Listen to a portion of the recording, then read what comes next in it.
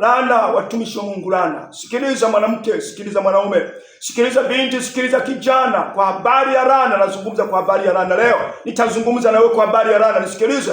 Wapo wengi wapita kwenye changamoto nyingi. Wapo wengi wapita kwenye maisha ya magumu ambayo hawakutarajia kuyapitia, lakini kumbe hawakujua kwamba wamejiingiza kwenye laana. Nazungumza na wewe kwa habari ya laana. Sikiliza. Ulipofanya mapenzi na mwanamke, ulipofanya mapenzi na mwanaume na mwanamke, ulipofanya mapenzi bila kutarajia ya kwamba nini kinakwenda kutokea, wewe una mke ukajikuta umefanya mapenzi na mke mwingine, yani mke wa nje. Wewe una mume ukajikuta umetembea na mke wa mtu mwingine. Wewe ni binti hujafikia kiwango cha kuolewa, wala kijana hujafikia kiwango cha kuoa, ukajikuta umejiingiza kwenye matatizo ya kufanya mapenzi yasiyokuwa na sababu, ukajikuta umejiingiza kwenye laana. Nisikilize.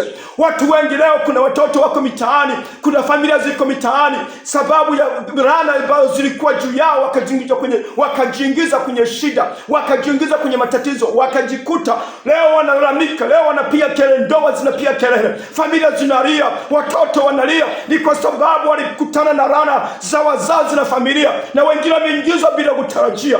Daudi analalamika kwenye kitabu kile cha Zaburi, ile sura ya 51 mstari ule wa 5, anasema mama yangu alinitunga mimba katika hali ya uovu, na kuzaliwa kwa Daudi akazaliwa katika hali ya matatizo na shida. Akawa analalamika kwa sababu alikumbuka kuangalia alipotoka.